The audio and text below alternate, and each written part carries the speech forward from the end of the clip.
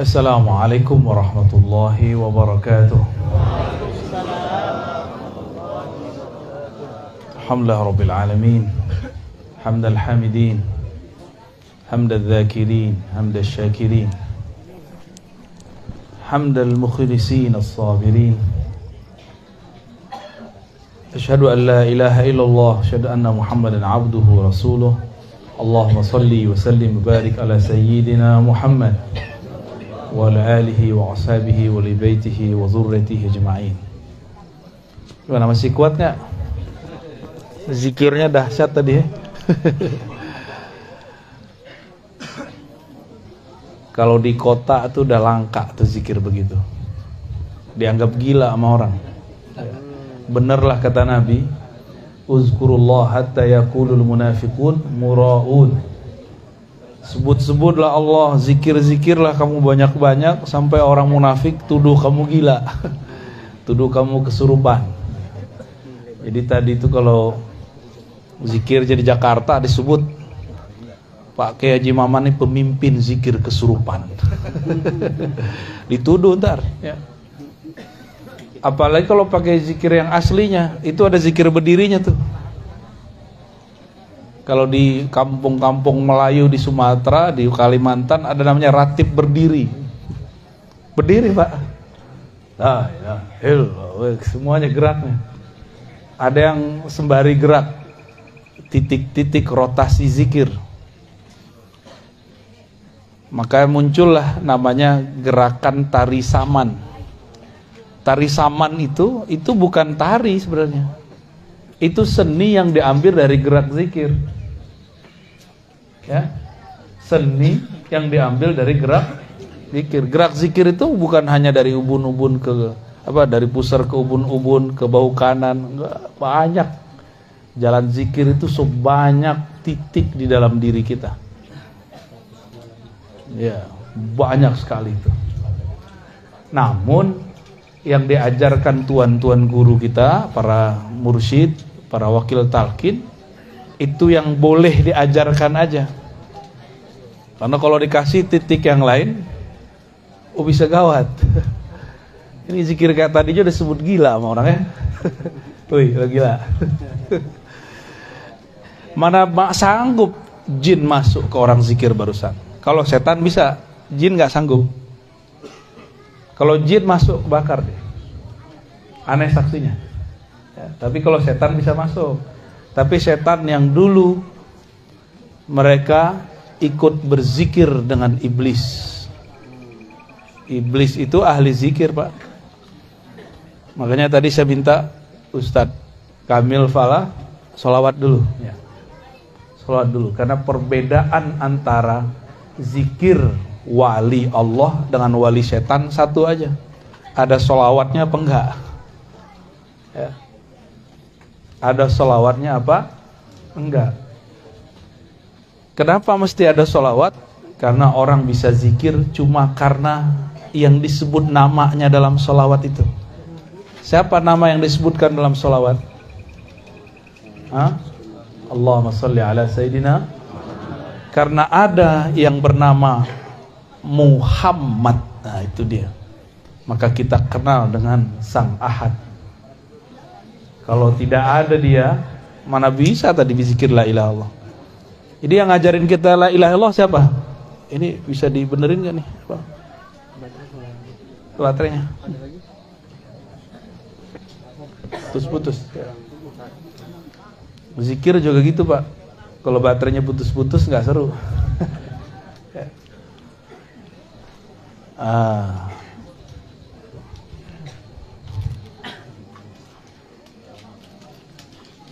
Ganti.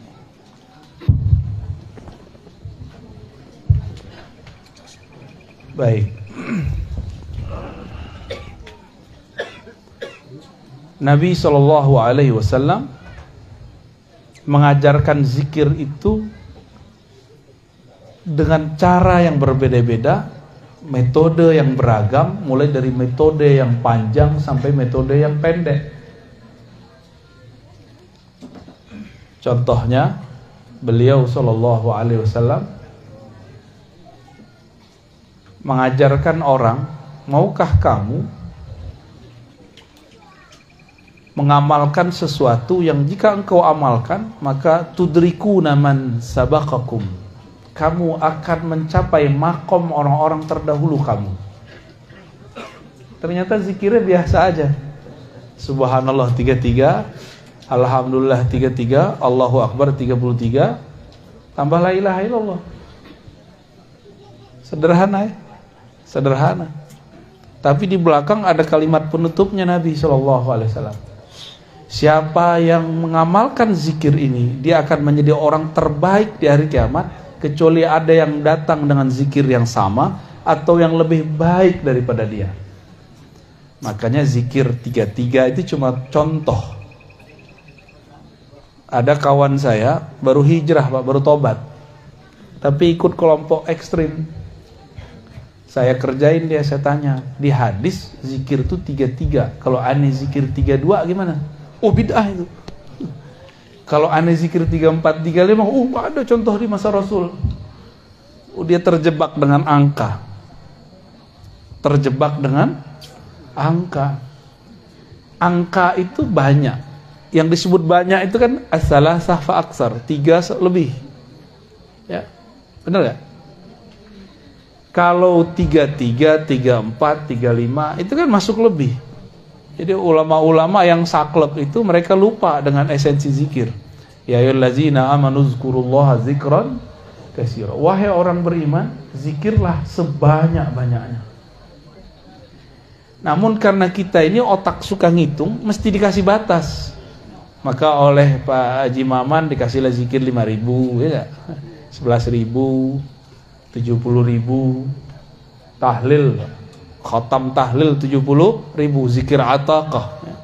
Masih itu pakai? Masih ada nih kawan-kawan ngamalin tuh. Ya alhamdulillah. Nah, itu yang punya ilmu-ilmu jelek dulu rontok tuh pakai itu tuh. Rontokin aja, jadi nggak usah dimandi-mandiin, zikirin aja tuh. 70.000 la ilaha illallah. Nggak usah belajar aneh-aneh Pak, zikir aja 70.000 kali 7. Nggak perlu mau ilmu debus antum, nggak perlu deh. Ilmu sihir nggak perlu dah, ilmu pelet nggak perlu. Cuma kan yakin kurang. Kalau kiai-kiai tarekat itu mereka nggak sibuk dengan ilmu kanuragan, ilmu kesaktian. Mereka sibuk dengan yang maha sakti. Makanya orang-orang tarekat nggak mempertunjukkan kesaktian. Nggak ada namanya pertunjukan debus dalam tarekat. Kecuali torikot debus, tapi torikot azkar nggak ada. Turunan dari torikot zikir, jadi seni, ada seni tari, ada seni debus, itu bisa. Tapi ujung dari debus, apa ujung dari debus? Bismillahillazi la yadurru ma'asmihi syai'un fil ardi wala fis sama was sami. Itu ujung debus, ujung silat situ semua. Dengan nama Allah yang siapa saja bersama namanya, cukup bersama nama, cukup. Maka tiada yang merusak, tiada yang menyakiti engkau baik di langit ataupun di bumi. Itu kalau kita ma'asmihi, belum di dalam nama, baru bersama nama. Kalau kita sudah di dalam nama gimana? Apalagi nama di dalam kita. Jadi zikir-zikir kita ini latihan memaiyahkan asma. Apa arti memaiyahkan? Membersamai nama. Karena nama dan yang punya nama tidak pernah terpisah. Nama dan yang punya nama tidak punya terpisah. Siapa yang punya nama? Allah. Dan yang punya nama itu dekatnya dengan kita, lebih dekat dari urat nadi, lebih dekat dari jantung kita sendiri, lebih dekat dari diri kita merasa dekat. Cuma kita kan gak merasa dekat. Maka zikir-zikir hentak-hentakan itu sebenarnya untuk membuka blok. Kalau bahasa orang di kota, kalau kita di pesantren nyebutnya hijab. Ya. Hijab apa? Hijab kegelapan, hijab cahaya. Ternyata hijab terbagi dua. Ya, hati-hati nih. Hijab artinya penghalang kita kepada Allah. Kenapa nih beberapa orang bingung, nih zikir apa sih? Kok bentak-bentak Allah sih? Nah, itu dia kehijab akalnya. Allah kan gak budek, ngapain zikir keras-keras? Yang budak bukan Allah, ente yang budak. Orang udah zikir dari tadi, ente masih mikir aja. Ya. Budak tuh akal itu. Orang udah asik nyebut nama Allah itu dia masih mikir. Telinganya pada segede itu, di sampingnya orang udah zikrullah, masih aja nanya. Ya. Itu hijab, Pak, hijab akal itu. Apalagi yang sok-sok modern, hari gini. Iya, hari gini. Ya salam. Tapi kan ada menu khafi, ya. Kan ada menu jahri, jahar, ada menu khafi. Yang nggak seneng zikir keras, ya zikir lembut aja. Asik juga itu. Orang nge-rap di luar, kita ngepop di dalam, ya. Boleh, nggak masalah. Ya, antum nggak sedang zikir keras, zikir lembut di dalam. Orang yang sedang asik dengan kerasnya, jangan dilarang. Itu. Nikmat hidup kalau begitu. Kalau zikir tadi pejam mata nggak? Atau pada menontonin orang? Ya. Ya. Kalau mau menikmati zikrullah, mulai dari pejam mata. Karena mata ini hijab, ini penghalang. Penghalang yang membuat kita tidak bisa merasakan getaran nama. Ya. Maka perlu dipejam. Supaya ketika awal-awal betul perlu diambil dari pusar, ditarik ke ubun-ubun, ke bawah kanan, hujam ke kolbu. Itu awal-awal. Kalau udah kenceng zikirnya di kolbu aja, nggak usah keluar-keluar, ntar kepalanya kemana-mana. Capek tukang pijitan mijitnya. Ya. Jadi kalau sudah kenceng, coba di kolbu. Allah, ya. Jadi nggak usah kemana-mana, kepalanya nggak usah di situ aja. Allah. Ya. Itu kan cuma metode jalan zikir. Kalau sudah sampai di tujuannya, jangan balik lagi. Itu namanya debat kusir. Ya, bolak-balik. Kalau belum tembus, ulang lagi dari pusar, naik ke begitu, ya. Tapi kalau sudah di situ, udah langsung main di kolbunya. Dan itu lebih enak. Kan tujuannya cuma iza zukirallah wajilat qulub. Kalau disebut nama Allah, kolbu bergetar. Kalau getarannya sudah main, maka dia akan bergerak di dalam. Gak perlu ditarik-tarik ke otak lagi, ya. Jadi besok-besok kalau zikir lagi, jadi kepala antum tuh rehat, ya. Cuma begini aja dia. Itu udah nikmatnya bukan main. Itu jantung tuh Farhan dia. Tahu Farhan gak? Apa arti Farhan? Hah? Farhan bukan nama teman itu. Apalagi nama yang punya toko sebelah. Oh, nama sopir Grab ya? Bukan, Farhan artinya bahagia. Karena kutul qulub zikrullah. Makanannya kolbu adalah menyebut nama Allah. Kalau makanannya kiai kan bukan hanya nasi, asap juga. Ya, ahlul hisab kan. Dukhon. Di Quran tuh ada surat Dukhon, ya. Waktu awal pandemi itu ada ustadz cocok logi nakut-nakutin umat pakai hadis palsu bahwa 15 Ramadan terjadi dukhon, ya. Kiai-kiai ketawa, ana dukhon tiap hari. Ya. Dukhon namanya itu rokok, ya. Rokok asap. Jadi berzikir itu jangan sibuk di jalan. Nah, teknik dari ambil dari ubun-ubun segala macam itu jalan. Kalau kita sudah masuk ke dalam rumah, jangan keluar-keluar lagi. Ya. Nah, ini kepada para pencinta zikrullah nih, ya. Kalau zikirnya tadi udah cepat kan?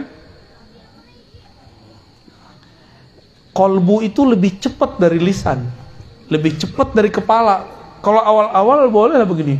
La ilaha. Kalau kepala kalau udah cepat gimana? Kayak gimana tuh? Kira tripping sama orang, ya.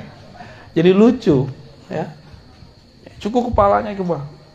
Begitulah Rasulullah SAW. Karena Rasulullah itu puncaknya zikrullah. Beliau nggak perlu gerak. Jadi kalau orang nanya, Rasul nggak pernah zikir begitu? Iya, Rasul, bukan ente. Ente kan bukan Rasul. Dari mana kita tahu faham ini? Ketika ada orang ngadu kepada Rasulullah, wah Rasulullah itu ada orang zikir kok riak bener. Kok dia teriak-teriak? Apa kata Nabi? Uzkurullah. Berzikirlah kamu kepada Allah hatta yaqulul munafiqun muraun, sampai orang munafik tuduh kamu riya, sampai orang-orang nuduh kamu majnun. Itu kan hadis ada semua, dan hadisnya saling menguatkan, hasan li ghairihi. Yang mendhaifkan berarti ketahuan dia nih ya. Dia pengen mendhaifkan zikir kita, Pak. Di masa Rasulullah lebih dari kepala gerak, Pak. Ayat turun mereka pingsan. Di masa para tabi'in, Sayyidina Al-Hasan Al-Basri, sanad zikir kita kan salah satunya lewat Sayyidina Al-Hasan. Hasan Al-Basri berguru kepada Sayyidina Ali. Itu Al-Hasan Al-Basri dibacain ayat, dia masuk ke dalam satu masjid, orang lagi baca ayat surat Al-Hadid, alam ya'ni lilladzina amanu an takhsha'a qulubuhum li dzikrillah.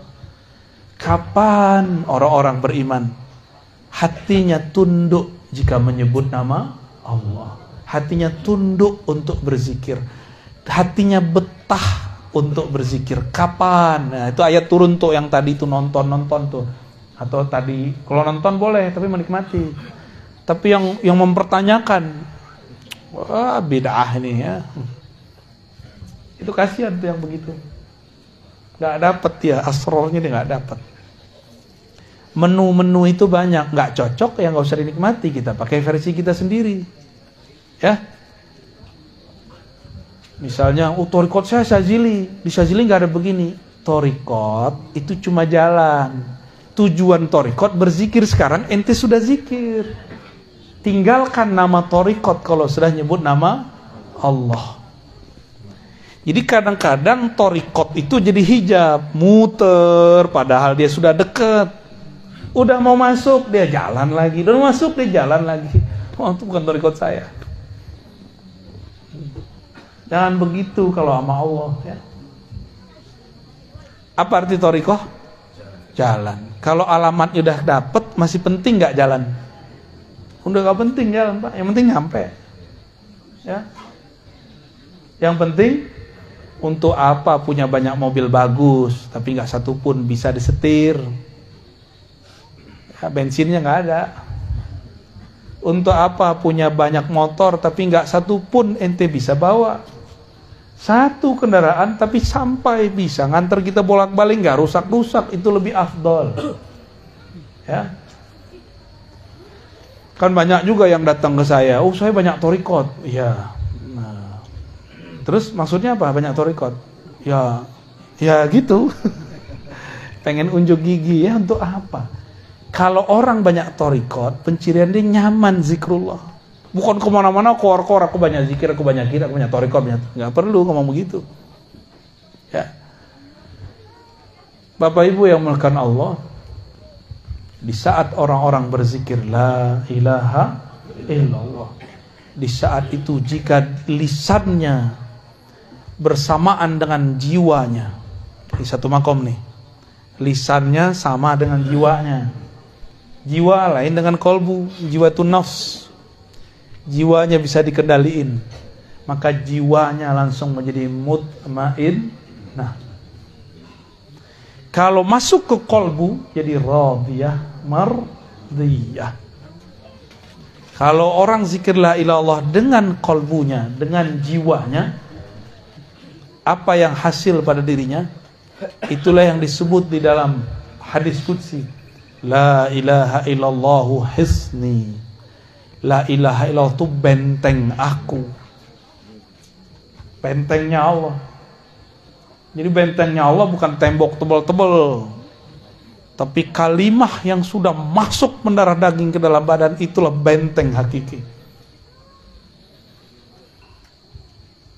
Nanti kalau pandemi datang yang gede lagi, panik nggak? Kalau panik berarti bentengnya belum kuat.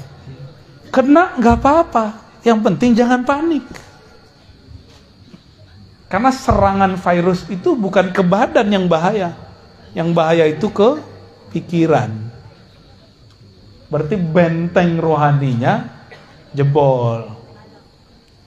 Coba tanya alumni COVID, lulusan COVID, LC, lulusan COVID. Tanya tuh, pasti waktu mengalami dia kayak pengen mati aja bawaannya. Putus asa, bener gak? Putus asa itu adalah torekot syaitoniyah. Torekatnya setan. Isinya was-was. Jadi orang mati bukan karena COVID-nya, mati karena was-was. Apalagi Bapak bisa bayangin, ya, Ibu bisa bayangin, di isolasi mandiri, enggak, tapi isolasi karantina, bukan mandiri. Di karantina nggak boleh ketemu siapa-siapa. Wah, itu lebih gawat lagi. Dan dia belum pernah belajar thariqah zikir. Orang ini kasihan, sungguh kasihan. Nggak ada teman zikirnya, nggak ada temannya. Ya, disitulah pengalaman kita, kawan-kawan kita banyak yang meninggal. Dan kawan-kawan saya pernah belajar zikir Allah dalam kalbu dan la ilaha illallah, rata-rata mereka sehat, rata-rata. Dan ketika sehat dia datang kepada kita terus bilang, terima kasih Bu ya, terima kasih Ustaz udah ngajarkan zikir ini. Jadi teman saya ketika saya sakit. Kalau dia mati dalam zikrullah. Kalau dia hidupnya betul-betul berkesan. Cuma maklum, manusia kan pelupa. COVID yang Delta baru pergi kemarin, tapi kan kita udah lupa aja Pak. Ya, pengen kena lagi. Ya. Enggak ya? Enggak, beneran. Untung kita di negeri Katulistiwa. Virus kalau udah keluar cuma berapa lama mati Pak. Kalau di negeri kita nih. Kalau di negara subtropis dingin, itu virus seneng. Maka Allah betul-betul sayang kepada kita. Alhamdulillah. Nah, kasihan kepada mereka yang tinggal di subtropis. Tapi karena Allah maha hebat, tenang aja ya. Mereka Allah akan setting tubuhnya dan sesuai dengan kondisinya. Jadi apa yang terjadi pada diri manusia saat dia baca la ilaha illallah? Dia sedang membangun benteng ilahiyah, al-hisn al-ilahi. Benteng-benteng keilahian. Kalau udah begitu, udah dapat zikrullah, kok masih belajar zikir khadam. Kok masih doyan sama rajah, itu aneh. Udah dapat afdoluz zikri, masih cari yang tidak afdol. Itu orang blow on atau orang on? Ya, sama aja ya. Afdoluz zikri la ilaha illallah. La ilaha illallah hisni, la ilaha itu paling tinggi, disebut bentengnya Allah. Terus antum masih cari jimat. Masih cari jimat. Ya. Itu jimat masuk sini ngikut dia. Tulisan raja antum kan nama Allah. Itu nama Allah ngikut la ilaha illallah dia. Masuk ke sini gak bekerja dia. Kan berzikir. Gak kerja dia di sini. Cobain aja. Cobain masing-masing. Gak akan bekerja. Kita ini kan ngikut kata orang nih rajah berkah. Kata orang repot. Ya. Udah dapat kerjaan, betapa bodohnya manusia, udah dapat zikir paling afdol, masih ngambil penjagaan diri yang gak afdol. Jadi kalau digabung nih dua hadis ini, afdolul zikri la ilaha illallah, zikir paling tinggi la ilaha illallah, la ilaha illallah adalah hisni, adalah bentengku. Kalau digabung gimana? Benteng terkuat itu la ilaha illallah. Cuma ya rutin. Yang rutin. Kok kerja bisa rutin? Kenapa kita mau rutin kerja Pak? Karena pengen dapat gaji kan? Bener? Kenapa nih bapak-bapak ini mau rajin kerja di sawah, di ladang, dagang, di kantor, guru? Kenapa? Karena pengen dapat hasil. Ini hasilnya udah Allah kasih duluan. Masih kurang yakin. Jangan-jangan memang kita kurang yakin kepada Allah Subhanahu wa ta'ala. Itu Nabi Sulaiman mau terbang zikirnya bismillah doang, Pak. Percaya nggak? Jadi Nabi Sulaiman cukup dengan bismillah terbang. Kita udah bui-bui baca la ilaha illallah nggak terbang-terbang ya. Emang mau terbang? Keren-keren Pak, terbang pakai bismillah. Yang keren itu pencet-pencet aja pakai tangan. Dapat tiket terbang.